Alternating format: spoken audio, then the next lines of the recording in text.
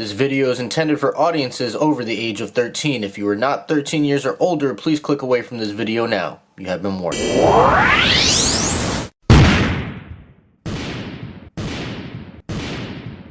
What's going on, you guys? It's your man James, aka JP, back again with another toy room review, and today we're finally taking a look at the Diamond Select Avatar: The Last Airbender Zuko figure. Now, I initially reviewed Aang and Katara from this same wave about a month or so ago, and I haven't been able to track down Zuko. I finally found him. If you haven't checked out my original reviews, be sure to check that out. But without further ado, let's go ahead and get into this figure. So we'll start by taking a quick look at the packaging. It's the same packaging that we've seen before. You got down here, it's red, and you got all the different nation symbols right there. Diamond Select Avatar Zuko, big open window on the front. On the side, you got the Avatar logo and a big open window again. On the back, you can see the other figures from this wave, which I've already taken a look at both of these. However, this is the head sculpt for the deluxe version of Aang, who comes with this happy head sculpt. If you guys saw my review, or if you haven't already and you're going to check it out, you'll notice that this version of Aang is not what we get in the Walgreens exclusive series. We actually get a much better, in my opinion, angry version of Aang, which I like. But I did get some info from Diamond Select, and they did say that they are going to be restocking Aang at Walgreens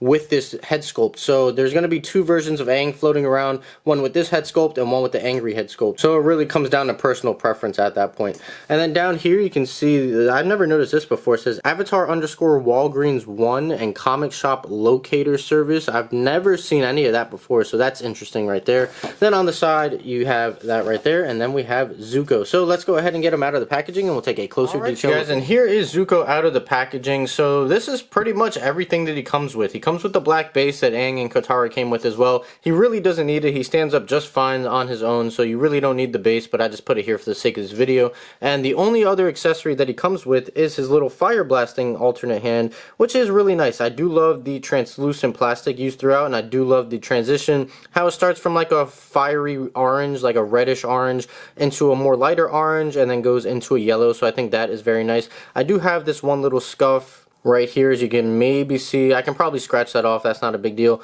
but I really do like this fire effect. It does, you know, it works out really well, so I really do like that. So that's the only accessory that he comes with. So let's go ahead and take a closer look at Zuko right here. So I'll take him off of the base really quick. Again, it's just a standard black Diamond Select base, and as you can see, he stands up just fine, so you really don't need the base. He has very nice flat feet, so that works out really well. I'm not really sure why they initially went with this version of Zuko. I would have liked to see the traditional season 1 Zuko. This is like season 2, maybe the season 3, I forget, but this is after he cuts off his ponytail, starts growing his hair out, and kind of goes into redemption mode right here. But as you can see, he has his grown out hairstyle, and you know, it's okay. It's not done too bad. So it is just a solid black piece. It's not soft or anything. It's very firm, very solid, hard plastic right there. So that does hinder a little bit of head movement in the back, which we'll take a look at a little later.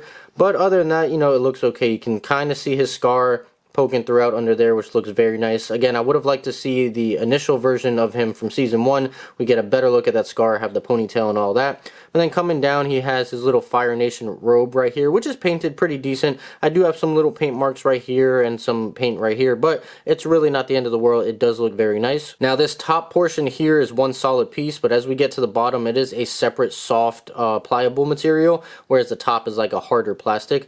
And you can see some of the browns and whatnot underneath there. And then on the back, it's just plain, but I like how they have all these wrinkles and little like divot right there in his back sculpted in, so that looks very nice. And then on the sleeves and whatnot, you have a different shade of brown with some gold accents, or I don't know if that's gold, maybe like an orangish brown accent, tan color if you will. But yeah, coming down, like I said, this is a softer pliable material. And then you just have the pants right here, which are that darker brown maroonish color that matches the sleeves.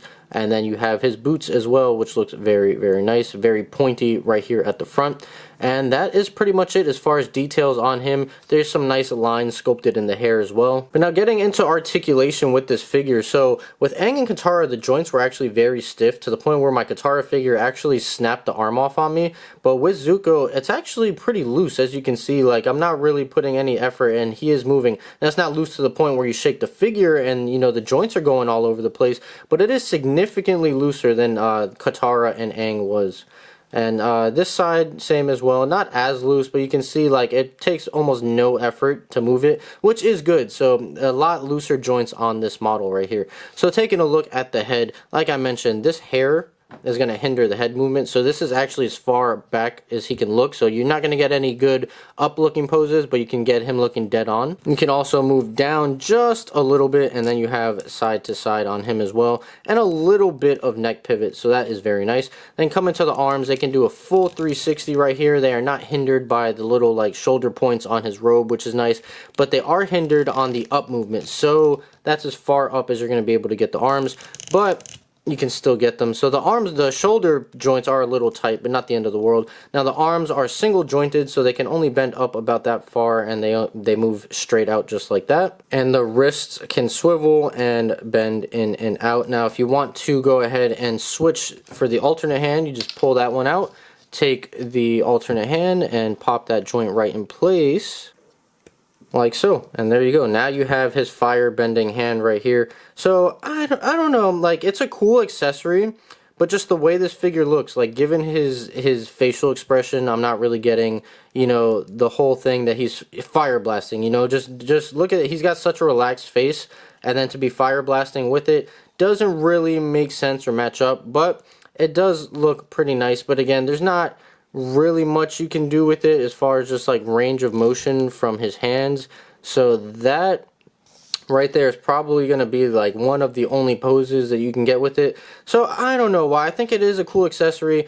I personally would have rather much seen an accessory for this hand, where it's just kind of like he's holding like a flame right here, you know, a fireball, if you will. So if you could just take like this piece right here, maybe cut it, and then just have him hold it in this hand, place it in this hand, I think that would have been very, very nice. But, you know, it's not the end of the world. Maybe I'll try and modify it. Maybe, I don't know. We'll see. But that's what that looks like right there. So just given the limited bendability in the elbows and the shoulders not being able to go up as much as you would like, and the facial expression, I just don't feel like this really works out. On its own, this is a really cool accessory, but given everything in the total package with this figure, I don't know if it works out all that well. But anyways, coming back to the rest of the articulation right here, he does have a little bit of torso movement, so this whole upper section is separate from the bottom, so you can move left and right. You're not really, there is a crunch there, but because of the robe and everything, you're not really going to get full advantage of it. That's about as far as he can crunch, so not too much crunching right there.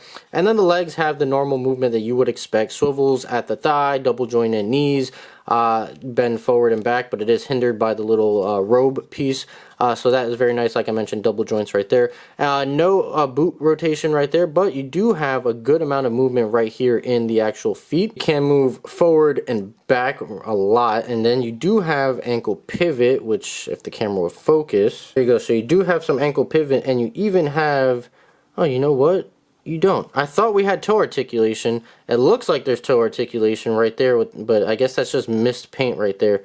Oh, actually, yeah, it's like cracked paint. So, interesting. So no toe articulation. I thought we had toe articulation, but nope, that was my mistake. So there is my review of the brand new Diamond Select Avatar The Last Airbender Zuko figure. Now, I have very mixed feelings about this figure. I am very happy to finally have him, but I'm just not a big fan of some of the limits with the articulation. I actually can't get him to do just a full-on forward arm pose because the shoulders are a little hindered by those shoulder pieces on the robe. So he can't actually point his arm directly forward. So that is a little bothersome. Like I said, I like the flame effect that he comes with, but I don't feel like it works out all that well, especially given the facial expression that he has, and I really would have rather just like a little flame ball that he can hold in his hand right there. But overall, the details and the paint and sculpt work are all great, as they always are.